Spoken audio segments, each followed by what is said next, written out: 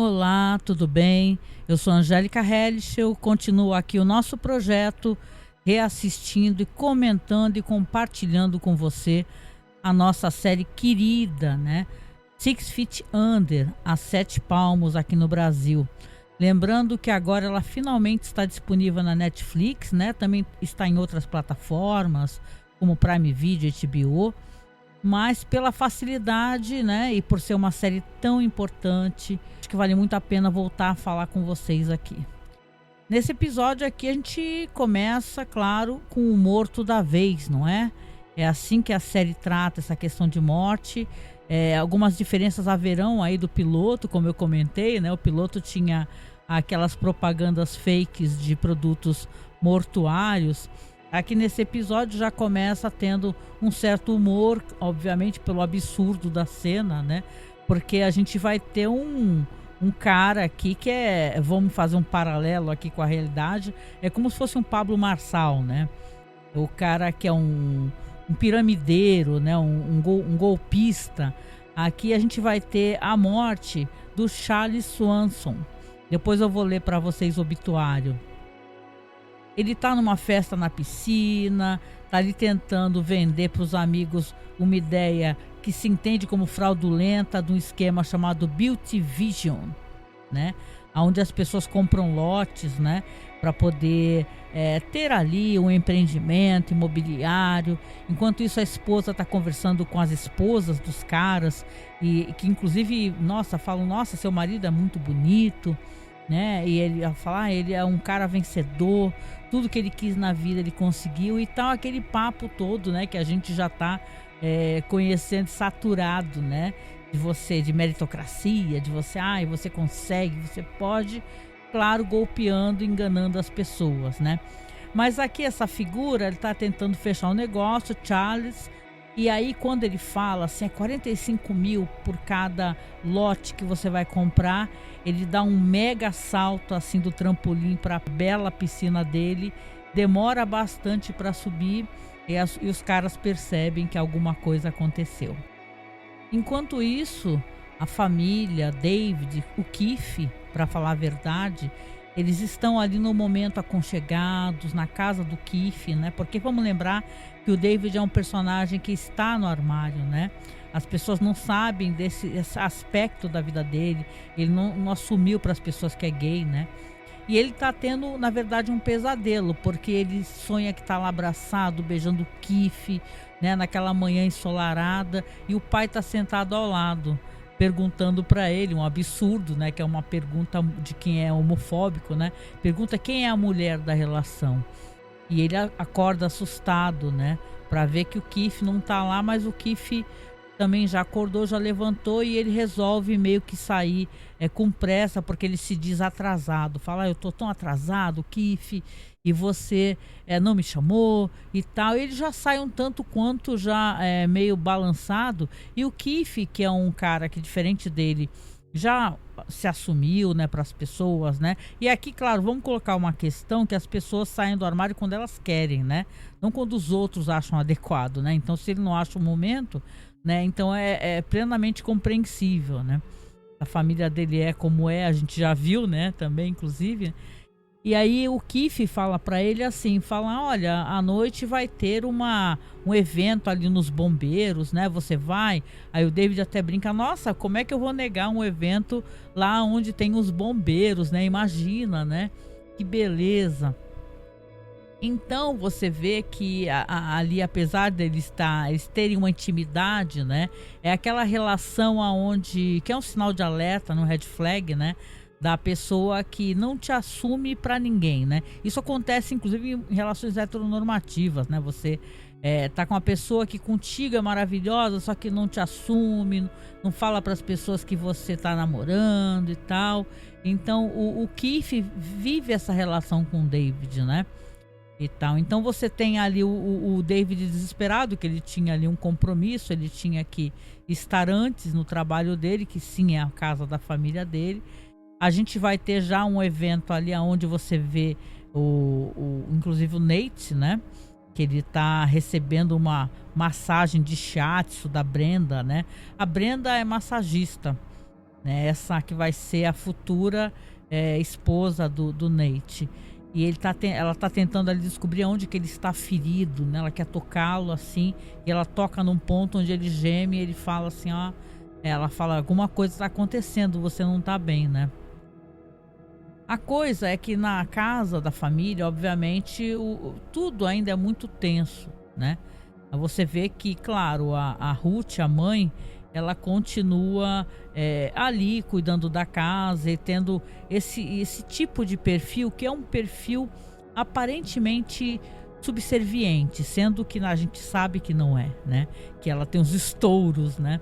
E aqui ela vai ter um estouro também, porque quando o Nate chega depois, né, que foi lá para dar massagem, que ficou com a Brenda, que esteve com ela, ele chega com produtos orgânicos, né? E a mãe tá ali também lavando os pêssegos. Ela fala, os meus pêssegos não são bons. Claro que existe uma visão diferente, né, da família. O Nate é um cara assim que quer ter uma vida saudável, é o cara dos produtos orgânicos, é o cara que trabalhava com isso.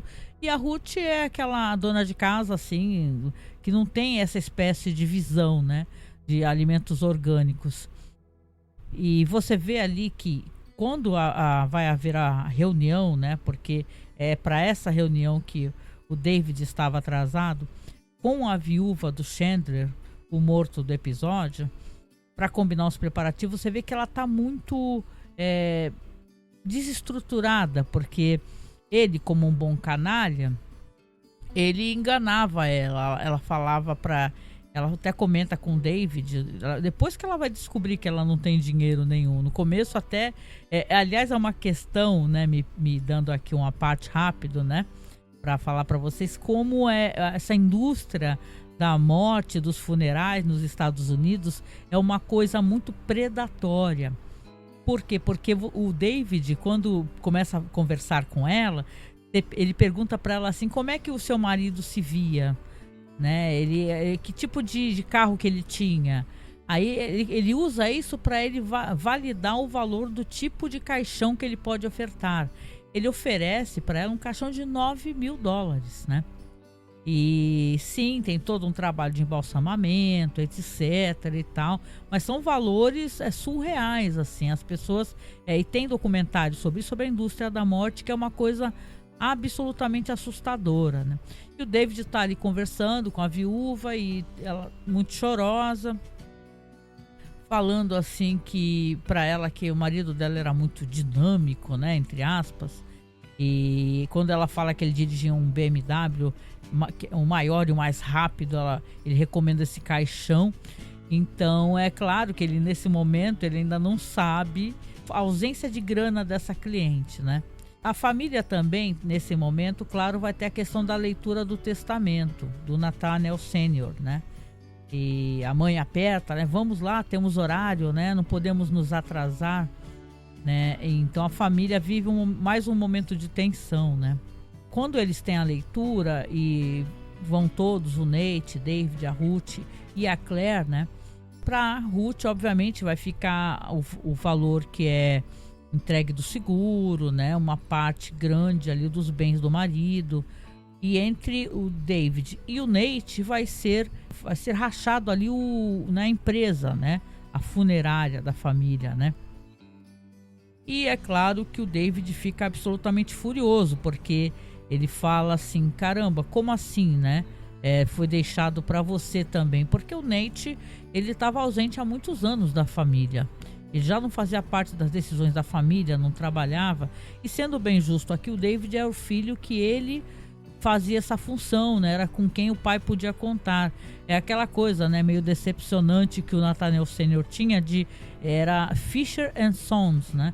Só que era Fisher and Son, na verdade, porque o Nate não queria essa vida para ele. Então ele fica muito ofendido, sai. Depois o Nate tenta conversar com ele e falar para ele assim, olha só, David, eu não quero isso. Você pode ficar com a minha parte, né? Aí o David responde, deixa eu sentar aqui para tentar pensar na ironia que é isso, né? Então ele se sente muito ofendido, porque na verdade ele queria ter sido contemplado totalmente pelo pai na empresa que ele trabalhava junto com o pai. Mas quem tá mais chateado com isso daí, obviamente, é a Claire, né? Porque a Claire, ela não vai ter nenhum valor imediatamente. Ela vai ter uma coisa muito importante, que é a faculdade totalmente paga, né? Ou então, né, ela questiona ali o advogado, a mãe e tal. Ela falou então só a partir de 25 anos, algo assim. Só que ela tá descrevendo isso como uma chantagem além túmulo, né? Então é interessante o quanto a Claire está frustrada, né? E o quanto essa história ainda vai render muito, né? Aliás, é uma personagem que eu já revelei que eu gosto muito da Claire, né? É uma personagem muito humana, muito falha, né? Como todo ser humano, obviamente, né? E onde ela vai errando e acertando e tentando descobrir, né? Inclusive uma figura que se aproxima dela, né? Que eu acho uma figura muito problemática e obviamente mais para frente ela vai ter muitos dissabores, né? E tal, com a relação que ela vai ter com o Gabe, né? Que é esse carinha que fica dando em cima dela na escola e tal, e vai ter ali um momento, inclusive, que ela vai ter uma relação com ele, né? E é um tipo de boy assim que é bem tóxico mesmo, né? Agora uma coisa que acontece aqui que mostra muito sobre a personalidade do Nate, né? E é uma coisa muito absurda, né? O Nate é mandado buscar um corpo, porque o Rico, a esposa do Rico, é uma enfermeira que trabalha justamente no asilo de idosos. E obviamente lá, né, ela já deu um jeito de ter uma demanda, recomendar para as pessoas. A família deve perguntar, né, sobre a casa funerária. Ela recomenda justamente aonde o marido trabalha, o Rico. E o David pede para que o Nate possa ir lá, porque ele está realmente com muitas coisas para fazer, inclusive está descobrindo esses detalhes da esposa aí do Chandler, né, da viúva. E claro, né, então quando o Nate vai, o Nate tá ali, foi buscar o corpo, não tem a menor experiência, pede ajuda ali pro Rico, libera o Rico, né? Porque o Rico vai junto, mas a mulher dele fala, olha, preciso que você vá buscar as crianças na escola. E ele fala, não posso, né? Aí o Nate fala, pô, eu não sou um dos donos, pode ir, né? Ele faz isso meio sem consultar o David. Ou seja, o Nate, a gente entende aqui que ele é um personagem que... Eu gosto muito do personagem, mas ele é um personagem que ele erra, né, na tentativa de ajudar as pessoas. Isso é uma coisa curiosa, né, desse personagem dele. Ele erra bastante tentando ajudar, ele sendo uma pessoa muito humana, né? Muito humana e muito solidária. Ele tem uma visão, até pelo afastamento, né?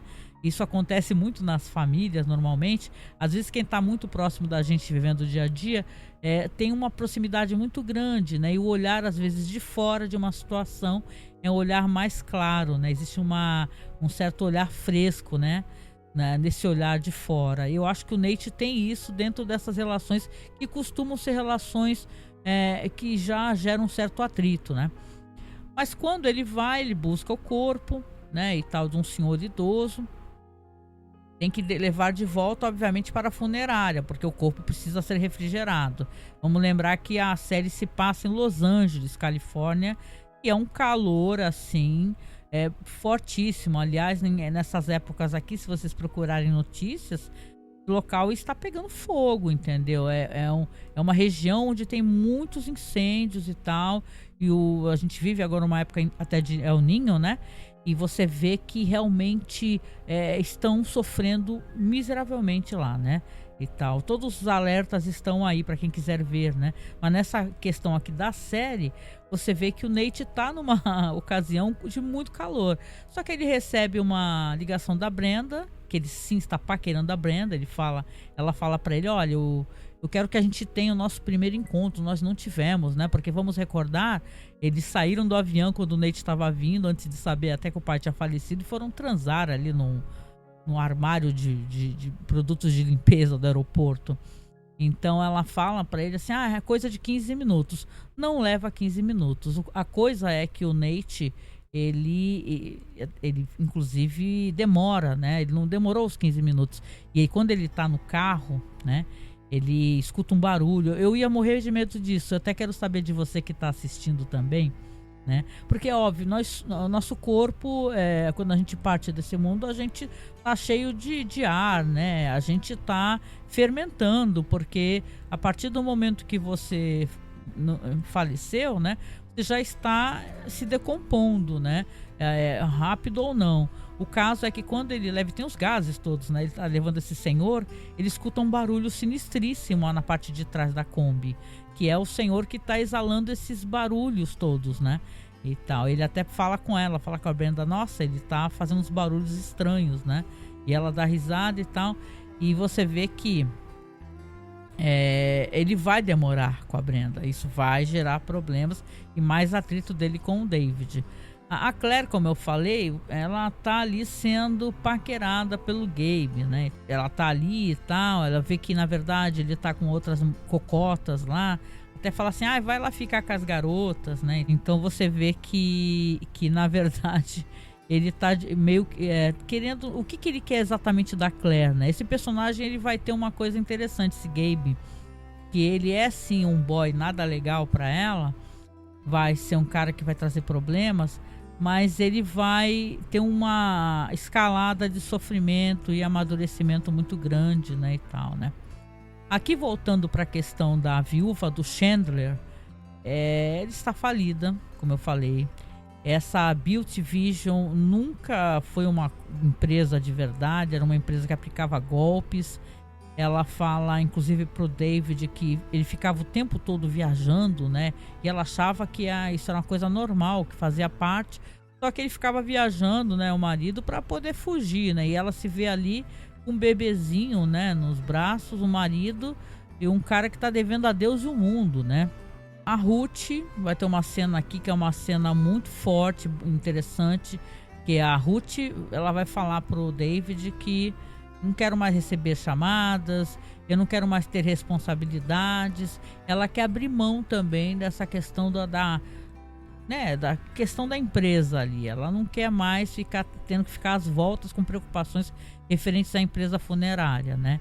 E tal. Então ela tem uma discussão ali com o David, não por isso, e sim porque na verdade ele fala algo pra ela que é muito insensível, né? Ele joga na cara da mãe dele, ela fala que não gosta de algo assim pra ele. Ele fala, eu também não gosto de que você durma com um cabeleireiro. E toma um belo tapão, e um tapão muito bem dado e muito merecido, né? Porque quem ele acha que é pra jogar na cara da mãe dele, né? E tal, tipo assim, não é que a gente seja a favor de, né, mas ele pediu por isso, né? Ele é um personagem, o David, é um personagem muito legal, mas ele é um personagem muito recalcado, ele é muito autoritário. Por ele ser um cara muito autoritário e recalcado, ele desconta a frustração dele nas pessoas, e obviamente já descontou, a gente já viu ele descontando no Rico, descontando no Nate, descontando na mãe. Por que ele não descontaria na mãe dele? Só que ele, quando fala isso pra mãe, toma um tapão, né? Aí ela depois, inclusive, informa, fala, eu vou sair pra caminhar, vou acampar e tal, com ele mesmo, com o cabeleireiro, né, e tal, né? Tem também uma cena, que vai ter uma cena ali onde a Claire e o Gabe vão estar naquele carro funerário, porque aquele carro dela é um carro funerário, né? É o antigo carro funerário da família. Depois, quando a família troca de carro, é justamente o carro onde o pai sofreu acidente, né? Aí eles estão ali fumando um beck e tal, conversando e tal, e, né, se curtindo, acaba rolando um clima aonde vai ter um lance que ele pede para que ela chupe o dedo do pé dele. E ela dá risada e tal, mas faz o que ele pede, né? Por que ela não faria, né? Entre dois adultos que estão aprovando a situação, não tem problema nenhum, não é verdade? Não há questões a se declarar relacionadas a isso, né? Aqui você tem a Ruth, então, que ela tá caminhando com o cara que é o amante dela, o Hiram. Eu acho que é Hiram o nome dele, né, em inglês. Mas ele é um senhor ali, muito simpático, e ela tá desabafando, né? Já que a família já sabe do relacionamento e tal, ela sente que como se tivesse, sujado, conspurcado a relação. É como se as pessoas estivessem assistindo o canal para adultos, né? Então ela fica entristecida e ela não se sente mais à vontade dentro desse relacionamento, né? O Nate, então, vai ser chamado a ter alguma responsabilidade referente a essas questões da funerária. Afinal, o que fazer, né? O David chega para ele, essa mulher está falida, não tem dinheiro e agora pior, eles estão com uma encomenda de um caixão caríssimo e na verdade o que que eles podem fazer, né? O Nate, inclusive, até depois ele vai tentar fazer uma sugestão que é interessante. Eu não sabia dessas convenções que você não pode retirar um defunto de um caixão e, sei lá, o cara vai ser cremado, você manda cremar e aproveita o mesmo caixão. Tem umas questões relacionadas à saúde aí, né? E tal, com a saúde, mesmo sendo pessoas mortas, né? E tal, até o Nate tenta, né, falar sobre isso. Mas aí ele se vê então na função, ele fala, ó, já que eu tô aqui, então vou tentar ajudar a falar para ela sobre isso, né? O que vai fazer, já que você tá falida, né, e tal. Então ela tenta explicar para ele que não tem o que fazer, né? E chora nos braços dele, ele a consola, inclusive. E a situação tá assim, né? O que eles vão fazer com esse caixão? Não é verdade? Que é um caixão caríssimo, né? Agora já está encomendado, eles vão ter que ter essa perda para vocês verem o valor que esse pessoal ganha, né? 9.000 dólares, gente, é muita grana, né? Ela, na verdade, ela não tem nem condições de pagar o funeral, né? Mas o que vai ser feito, né? Então o Nate acaba sugerindo alugar o caixão para ela. Mas só que alugar é uma coisa ilegal, não é verdade? Então, isso aí vai ter um certo desdobramento ali. Quem aparece também é a ex-namorada e, na verdade, ex-noiva do David, a Jennifer. Ela aparece, sugere ali eles saírem para almoçar, então vão conversar. E, na verdade, ela sabe dele, né? Ele deve ter falado a verdade, então ela pergunta quem é, com quem ele está relacionado e tal. Ela revela que o pai sabia que ele era gay, né? Então aquele maior medo que o David tinha no começo, na verdade, era uma coisa que o pai já sabia, né? Então, nesse meio tempo, vamos lembrar que o Keith, né, o namorado dele, né, ele estava tentando ligar, o David não estava respondendo, o telefone desligado. Quando o Keith aparece na casa do David, né, e até o Nate, inclusive, que recebe ele, fala assim, você é o amigo de Squash, né, do David, né, e tal. Eu nem sabia que o meu irmão gostava tanto de Squash, né?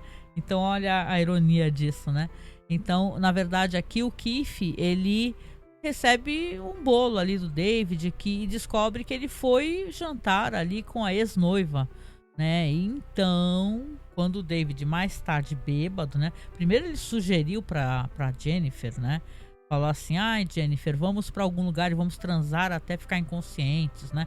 Ele tá bêbado e tá frustrado e só não sabe nem o que tá fazendo direito. E aí quando ele volta pra casa do Keith, ele vai lá, eu vim pra cá, quero ficar contigo, bababá. Né, dando aquele negocinho de, meu queridinho. Aí o Keith fala pra ele, empurra ele assim, né, lentamente, fala, fica pra fora, por favor. Você só entra aqui quando você falar a verdade pra mim.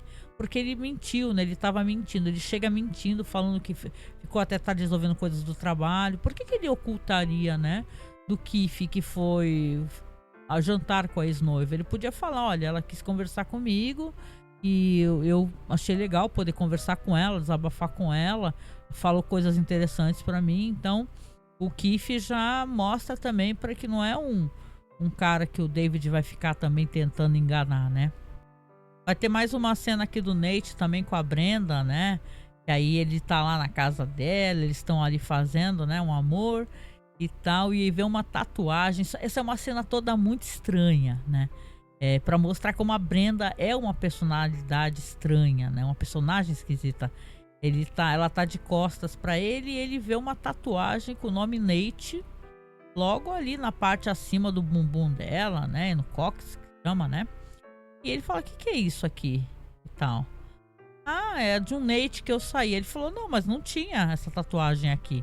Até pouco tempo atrás. Ela fala, você não reparou. Na verdade, estava escuro uma vez, na outra ocasião, né? E tal, X. E deixa meio em aberto, né? Por que ela faria uma tatuagem, né? Com o nome do Nate, assim, né? Uma pessoa que você mal acabou de se relacionar, você mal conhece, né? Ela fala que é um outro Nate, né? Mas o Nate não acredita muito nisso, não. Acha que ela é meio esquisitona. Eu também achei. A Ruth pergunta para Claire se ela tem algum distúrbio alimentar, né?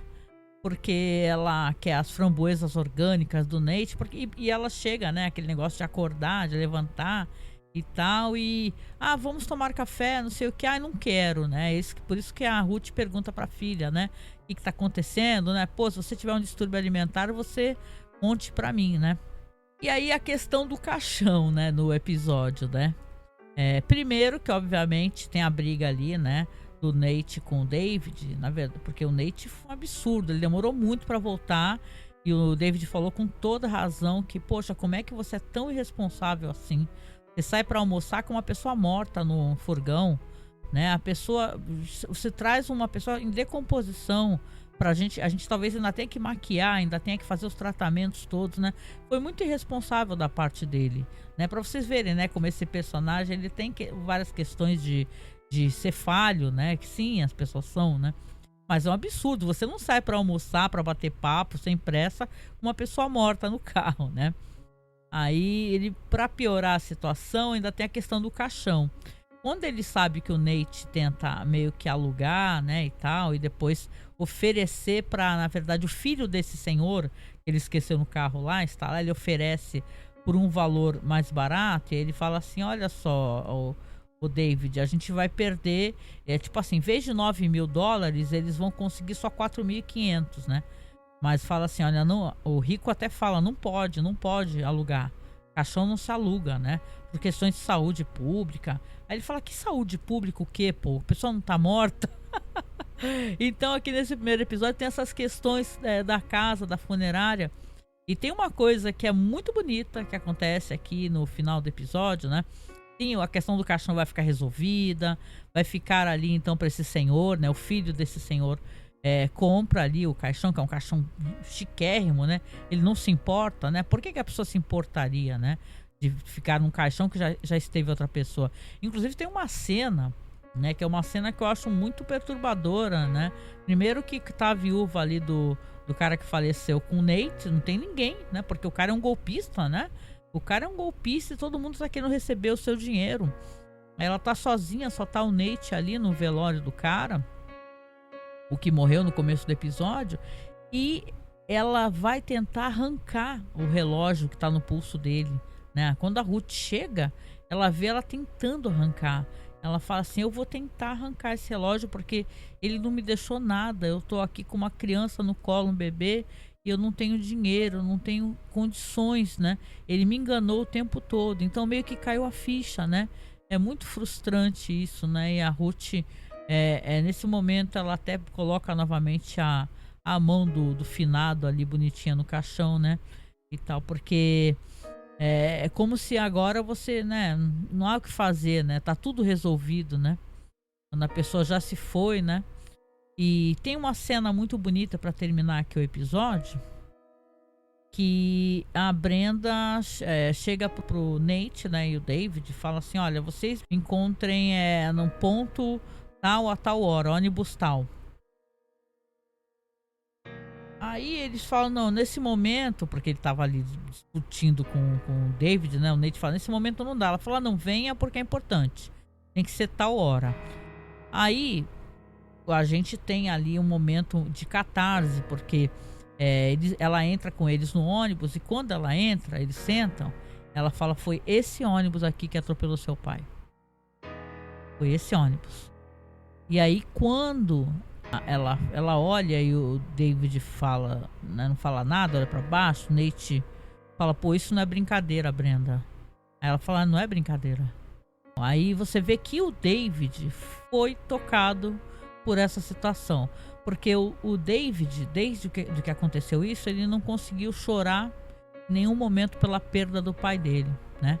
Então você vai ter aquelas cenas que são cenas muito bonitas, que a série faz isso, né? Ele vê o pai dele na outro lado da rua, como se fosse, né, num ponto de ônibus, uma criancinha no colo que seria ele, David. Então aí ele abaixa a cabeça, começa a chorar, e o Nate pega na mão dele, né? E a Brenda olha e fala assim, é isso, vocês precisavam se reconectar. Então é interessante que a Brenda é uma personagem que ela é tão estranha às vezes, e às vezes até soa. O arco dela demora, pelo menos pra mim, a pegar. que eu consegui me engajar no arco dela, né? E tal, mas isso foi uma coisa muito bonita, ela entender que eles precisavam ter essa catarse, mas podia dar muito errado, né? Vamos lembrar que a Brenda, mais pra frente, ela vai ser psicóloga, só que nesse momento ela não é psicóloga, os pais dela são psicólogos famosos, são ricos, né? A Brenda é uma personagem que ela é uma filha de papai, né? Riquíssimos e tal. Aliás, ela tem uma questão com os pais justamente por ela achar que é excessivamente analisada por eles, né? Mas é muito bonito esse final, onde o David finalmente consegue chorar, né? Pela perda do pai, no lugar, né? O veículo que tirou a vida do pai deles, né? Porque se o Nate foi embora, o David ficou, né? Tem várias recordações, momentos aonde você vê que, né? Aquele flashback onde o Nate sai correndo criança, o Nate criança sai correndo quando o pai oferece as luvas, você quer trabalhar comigo aqui? Só que o David não sai correndo.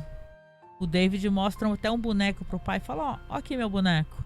E continua lá, perto do pai, né? Então, ele né, um personagem que ele é muito... Ele sofreu muito essa perda, só que ele escolheu ser prático. Esse é um episódio, assim, depois do piloto, muito bonito, né? Acho que ele trata de tantas questões, assim, de tantos, né, coisas que mais pra frente vão se aprofundar, né? A frustração, esse afastamento, né? Essas diferenças que eles têm um do outro, né? O ruído na comunicação, esse negócio dele não conseguir comunicar, né, na verdade, o que ele sente pra família. Ele queria tanto poder, né, sair do armário e falar a verdade, né? Se sente isso, né? Que ele tem esse desejo, só que ele mesmo se contrai, né? E não consegue. A própria Ruth Fisher também, que ela desabafa, fala, eu não quero mais saber de nada da empresa, não atendo o telefone mais referente a coisas da funerária e vou sair para caminhar, pronto. A Claire não é ainda nesse episódio, mas ela vai se decepcionar com essas figuras que se aproximam dela, né? Como a gente também se decepciona quando é jovem, né? A gente confia, né, na pessoa e a pessoa, você vai ver, a pessoa fala de você, faz uma maledicência ou então faz um fuxico, que é o que vai acontecer com ela. Esse personagem é muito problemático, o Gabe, né? E, poxa, é muito bonito, assim, e para continuação aqui do nosso projeto, né, do nosso programa, eu acho que é uma grande, sabe, adição mesmo, né? Acho muito bonito e valeu muito a pena mesmo comentar aqui.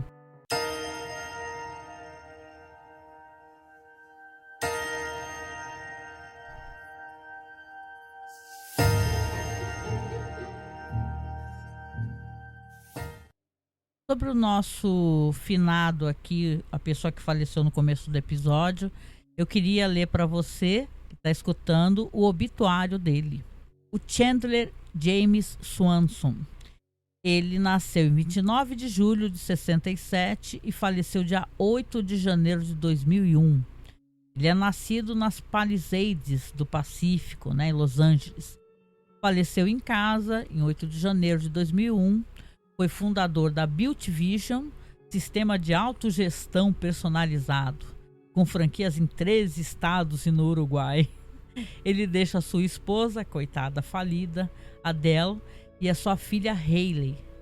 Os serviços funerários serão realizados às 16 horas de sábado, 13 de janeiro, na Fisher & Sons. Enterro a seguir no Woodlawn Memorial Park.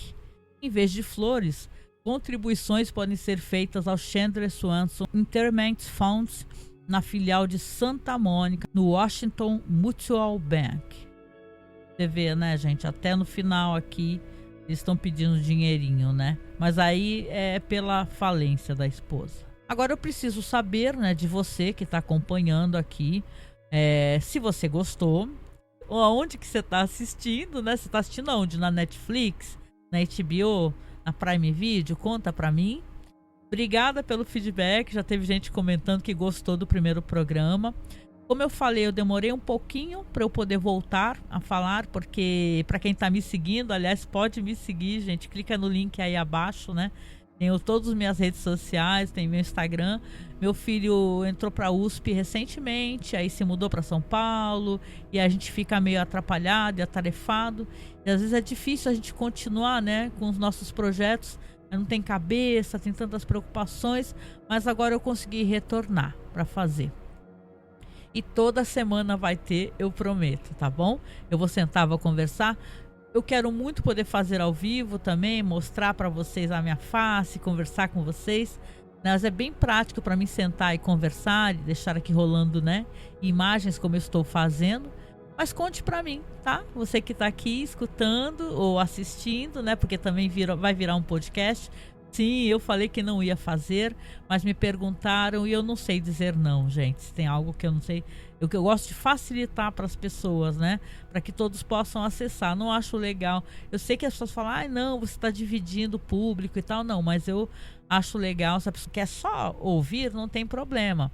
Aqui embaixo também vou deixar o link lá do Spotify, onde eu vou publicar o vídeo direitinho. E você consegue assistir ou o vídeo ou o áudio, tá? Ou seja, é um podcast também.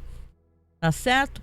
No final, eu agradeço demais você permitir que eu te faça companhia.